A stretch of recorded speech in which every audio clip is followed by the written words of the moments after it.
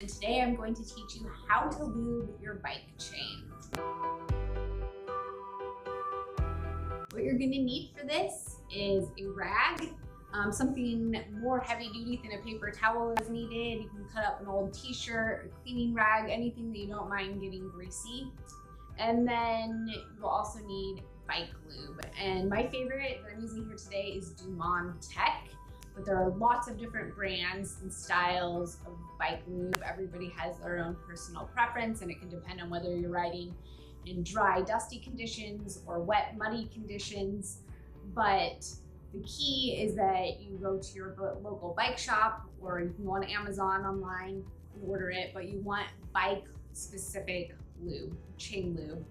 You don't want to use WD-40, or I've even heard of people going to their kitchen and getting a bottle of olive oil. You don't want to use any of that kind of stuff. You want to make sure that you're investing in a good quality bike chain lube. So the first thing I'm going to want to do is, if I have a bike stand, I'll put it up in the bike stand. If I don't have a work stand, that's okay. I can either prop it up against a wall and lean it on its handlebar, making sure that I'm able to pedal backwards and the cranks or the pedals aren't hitting the wall. Or I could also flip it upside down. Step number one is to make sure that the chain is clean. In this case, the chain's a little dusty, but it's not super gunked up and dirty. If it's super gunked up, you're gonna wanna make sure that you actually wash it, use soap, water, a degreaser. Probably gonna wanna get out your toothbrush and do some scrubbing. If you want to invest in it, you can buy a tool that clamps onto your chain and cleans it for you. But in most cases, you're just have maybe a little bit of dust and dirt on your chain, and you'll be fine wiping it off before you get it lubed. So I am going to put my rag here on the bottom part of the chain and then pedal backward. And I'm just wiping off all of the dust and dirt from the chain.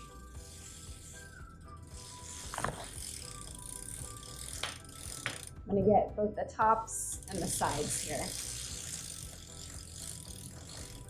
Once that looks looking pretty clean, I can go ahead and lube it. So I'm wanting to lube the rollers, the inside of the chain here, not the outside of the chain. And I am just going to, while I pedal backwards, squeeze a little bit of oil onto each link. I don't need to put a lot on, just a little bit.